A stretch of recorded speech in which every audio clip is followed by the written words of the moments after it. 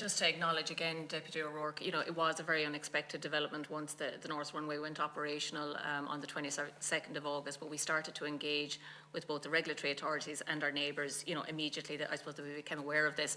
I suppose just for a little bit of context, the determination of a flight path off a new runway is an incredibly complex and highly regulated development, and I suppose we would have engaged back in 2016 with the various regulatory authorities. So Deputy Duncan Smith, who quite rightly pointed out that the committee and indeed the public have been provided with information by DAA as to their surprise as to what occurred in August of 2022.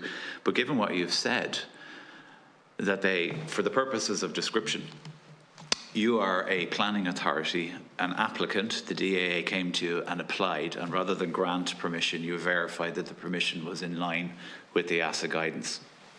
So for the purposes of the 75-degree or 70 to 75 degree that occurred in 2022, and the DAA told us both privately and publicly, and the public via emails in response to direct queries, I mean, has there been something that has changed since the time before the 28 right went operational in terms of how the process for approving or verifying an SID has taken place? Or do you, well, I can't ask you, do you think it's credible, but I think you might understand what I'm getting at, Mr. Fitzpatrick.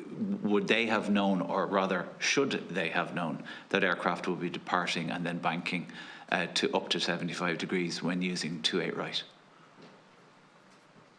So the SIDs would have been submitted to the IAA in early last year. I think I'd have to check exact dates for you.